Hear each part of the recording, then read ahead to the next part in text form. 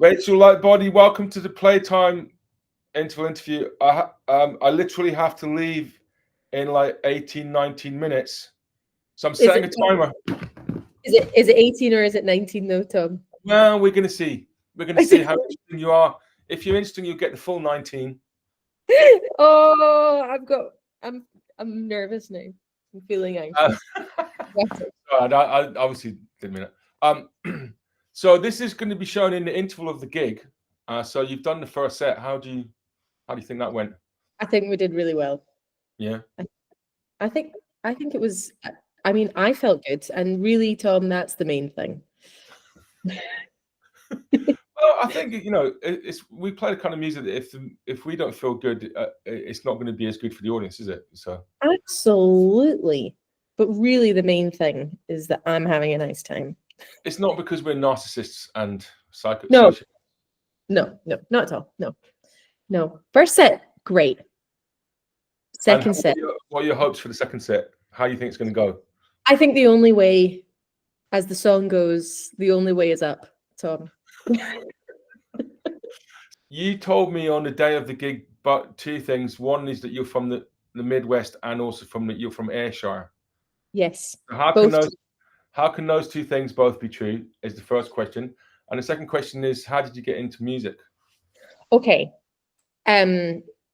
So look, you're gonna have to talk to my mother and my father, but in the 80s, my mother and father, who are both from East Kilbride, just were like, let's get out of here. And then this little angel appeared in the Midwest in Chicago. In Chicago, okay. Yeah. So we were over there for a couple of years till I was about like 7. What were they doing in Chicago? Oh, I can't tell you that, Tom. Special intelligence services. Do you know, that's just like, it's just a funny joke because like we don't actually know what my father does. He was in like he's a chemist, so yeah. So doing all that kind of research kind of chemist, or is he an industrial kind of chemist? A little bit column A, a little bit column B there, Tom. He's been self-employed his whole life, so he's a self-employed chemist. You're rootin' tootin'. So, as a freelance scientist. Freelance, he follows just wherever the chemistry takes him. My wife just poked her head through the door. Run away. So yeah. And so we were there for a couple of years, and then my folks decided that we needed a little. Left Chicago. I'm gonna say like 6 or 7, okay. And then my parents thought I needed a little bit of Scottishness in me. I was a wee bit too positive, so I needed a little bit of, a bit of rain. Self-loathing. Yeah, exactly. Which I feel like 6 and 7 is the appropriate age for that kind of like decision to be made.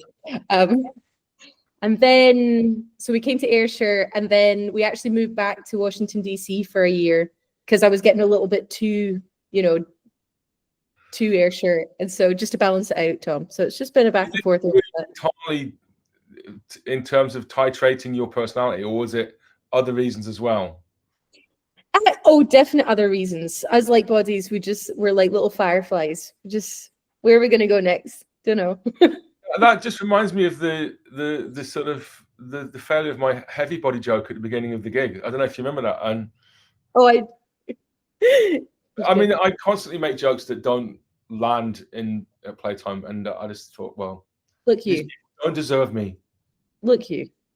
It was beautiful, and I don't want to hear anything else. Okay, you started the gig strong.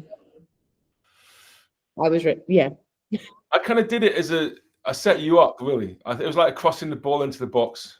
It was perfect. You went, oh, let's see where this is going, and you hit it out of the park. So that was my gift to you. So the Lightbody's moving around. Yeah.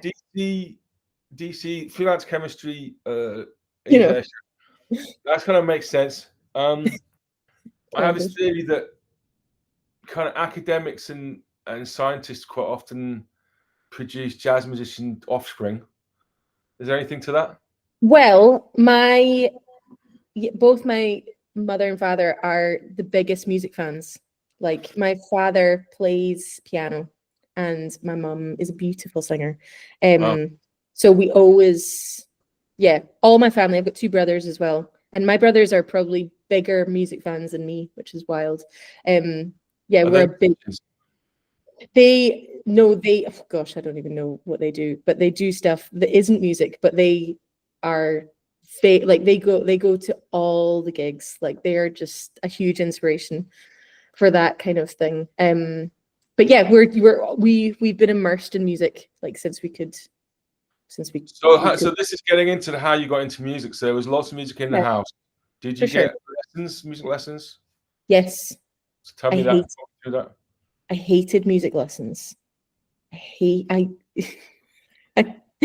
I feel for any of my piano teachers who were just like, oh, why can she not just? From what age to what age did you get piano lessons? I was like, that would be a good question. I didn't have them when I was in the States. So it would be like from 7. I had piano lessons when I was like 7 to like 11, and I hated them over here.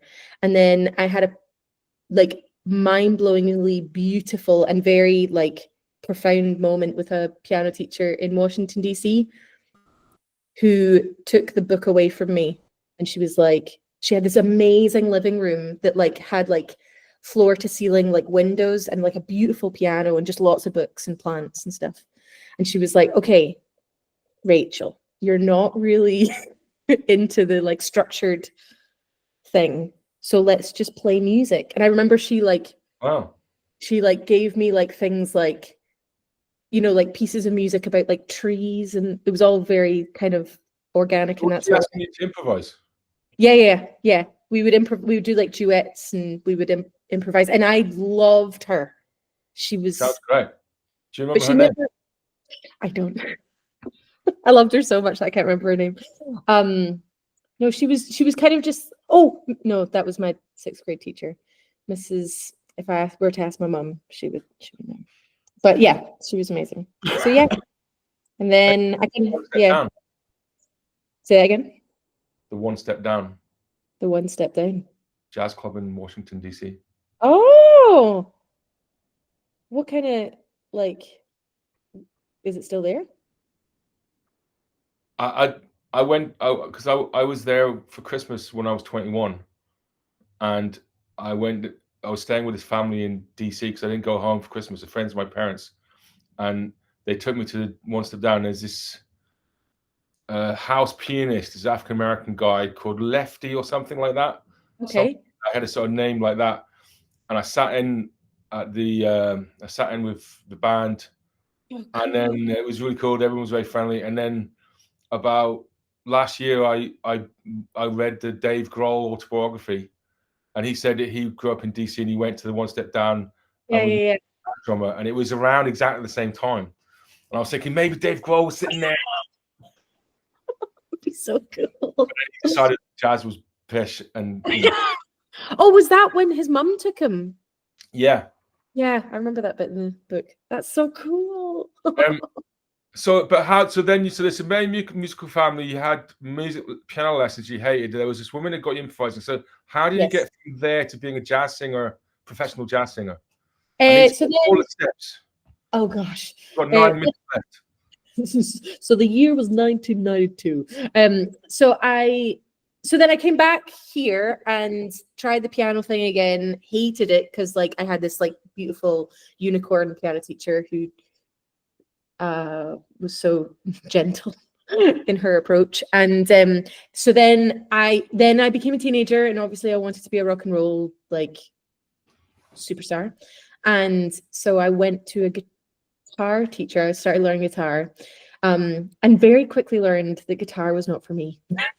But my guitar teacher, so I would have been like 13, 14, 15 sort of time. And so my guitar, like, I was just like, oh, the strings, they're so, wow, ew, I'm just, And so this guitar teacher, whose name was Peter Driver, he was like this like old jazzer from London. He was like, let's just play songs. So instead of going to guitar lessons and learning guitar. I went to guitar lessons and sang. How cool is that? And so we Your sang like. parents know? Did your parents know? Was it secret? Don't tell them you're singing.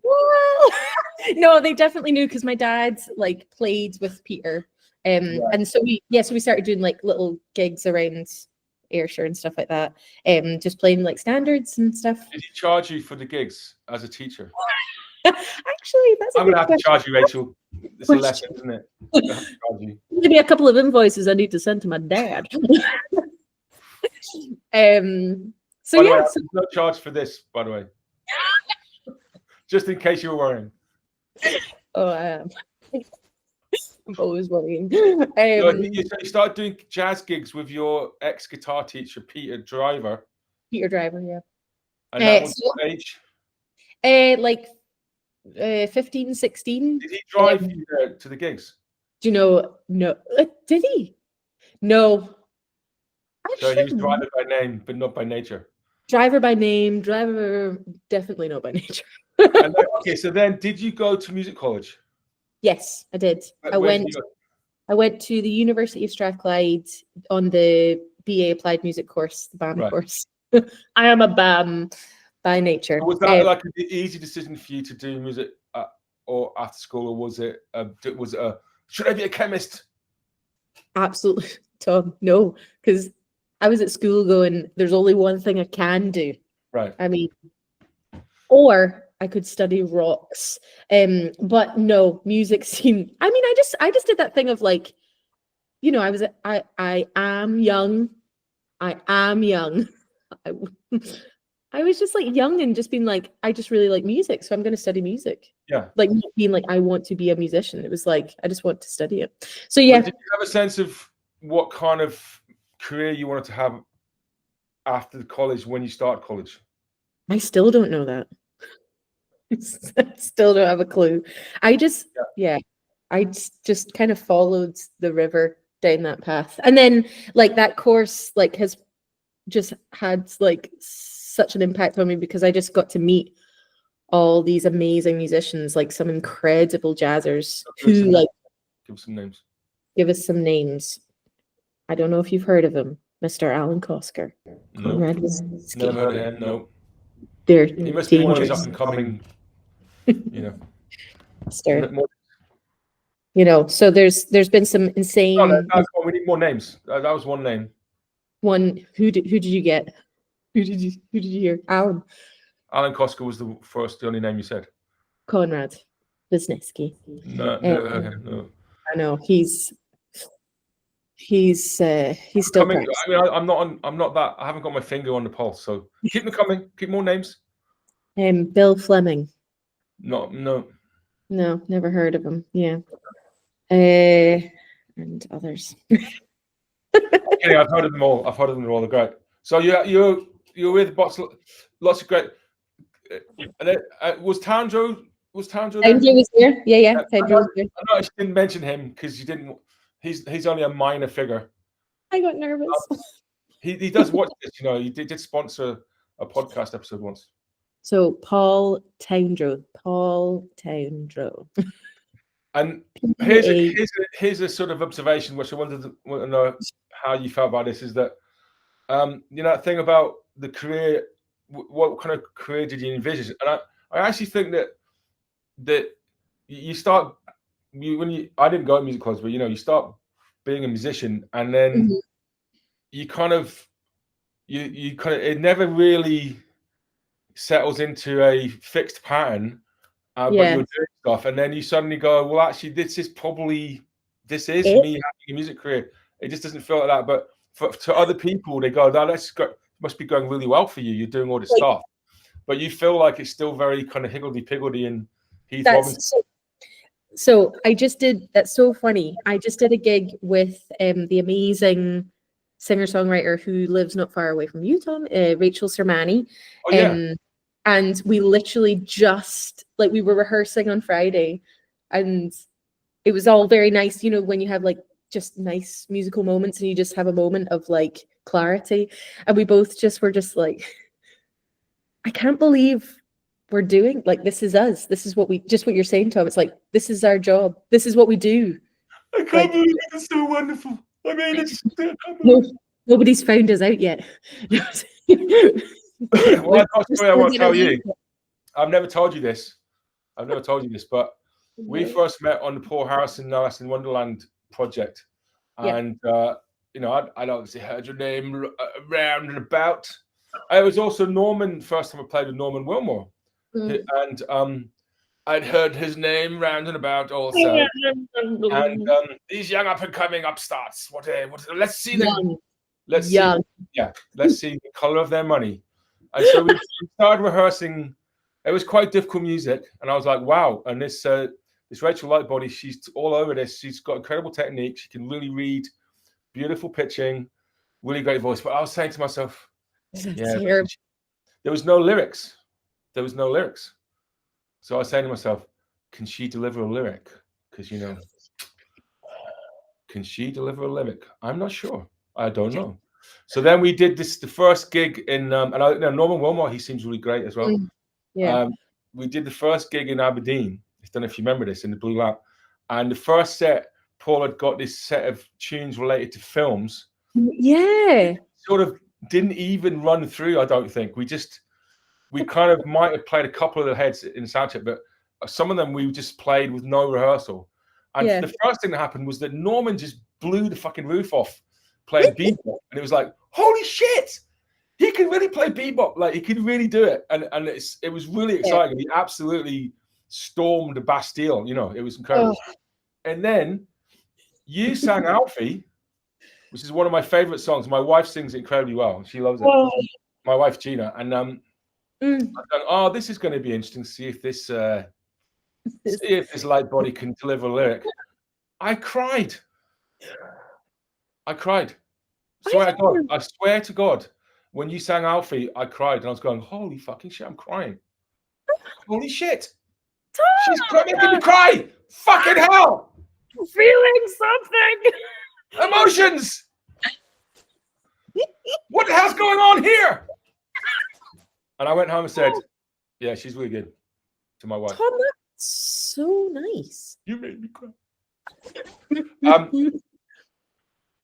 Now, there's so much more to talk about. And we're running out of time. We've got maybe another 5-10 minutes. So, okay. You just keep me right.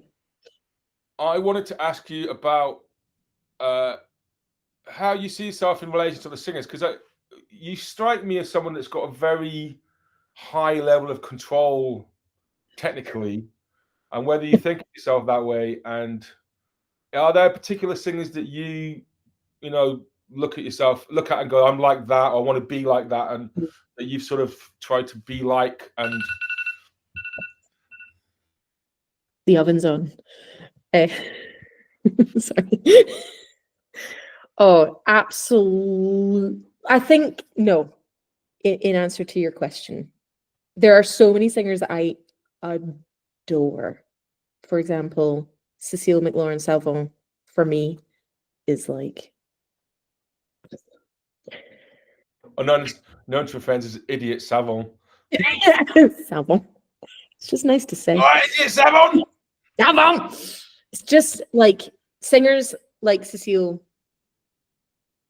are singers that inspire me, but I don't see myself as. I don't know what is it the same with drums, because that's actually a good question. Like, I would never be like, oh, I sound like them. Do you know what I mean? Because but I mean, your influences have influenced your sound a bit, don't they? For sure. I think rather than like this, they influence. Hold on. Let me just get my words in there.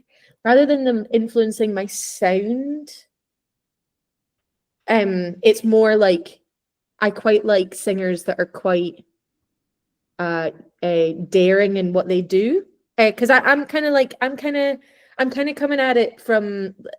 Like, I love so many things. Like, I kind of love too many things. And that's kind of been my problem for a long time, where I don't really know where to put my energy sometimes. Fingers in too many pies. Yeah, and I love like that as well. Yeah. But I think that's also a nice thing. I think we're kind of like drummers and singers are that's kind of something that we do, though. It's like, I think it's useful to be able to do a range of things just to make a living, but at the same time, the people that just do one thing and focus on that, I can see why that's an I advantage. get that for sure. It's not for me. It's not for me. I'm the same. There's too. I'm like going back to that Firefly. I just like too many things. So yeah. So singers like Cecile who like draw inspiration from like multiple repertoire. Like she and writes music herself. So she'll take like a Baroque tune and a Broadway tune and then a Kate Bush song and then an original song, and that will be her set. And it's like, for me, that's just like unbelievable. Like I have to say, to my great shame, I'm not really familiar with the singing, so I will go. Let me send you some stuff. Yeah, she's one that comes like to my head. But then like I'm influenced by lots of different singers from different genres. That kind of. Can you give us a top three? Say again. Top three. Goodness gracious. Okay. Well, would you believe? Joni. Yeah. She just like, I love how chameleon, like you can't put her in a box. And I think that's something that I like to strive for. You can't put little Lightbody in a box, which is something that I love about Joni. And how daring she was vocally in what she delivered in her vocal performance, but also like lyrically, like in her compositions and whatnot. Cecile, yes, I'll definitely put her there. And then okay, I'm gonna put Carmen McRae. Oh. Yeah, I'm gonna put Carmen McRae. You want to know why I'm gonna put Carmen McRae? Because she had the breaking your heart of Billie Holiday, because obviously she was like a student in Billie Holiday's books, but also she had the kind of agility and like piano harmony understanding of other singers. So she's got like so many things. Yeah. Okay, I didn't know that. Awesome. I know Fiona Duncan was really into Carmen. That's so cool. That makes sense. Yeah, Carmen's just was a absolute. What about Abby Lincoln? Oh my gosh. 100%. I love singers that are so unapologetic about their sound, like, and are so, especially female voices that are so unapologetic with like a crack or like a And Abby Lincoln is just one of those singers that whenever I hear Abby Lincoln sing, I'm always just like, yes, make a sound. Like, Lightbody. I've got to. This is real. I've got so many more things to talk to you about. I'm really sorry. It's just one of those days. Don't you worry. It's one of those days, and get the oven off. That's not the oven. That's it's just Thank you so much for coming on the interview. Thank you so much for doing the gig. I hope the second half goes okay. I think we're going to be great. Is there anywhere that you want to plug online for the audience to go and hear your music? More of your music, the stuff, your original music, your own stuff. Well, the original music is coming, but I just don't have anything yet. It is coming. That's all I'm Get that together, Lightbody. Come on. Get your shit together, Lightbody. You guys are the best. Thank you for having me. Pardon? I'm just saying that you're the best. Thank you for having me. Oh, it's a great pleasure. All right, I'm gonna have to go. Go. Have the best day. Good luck in the second set.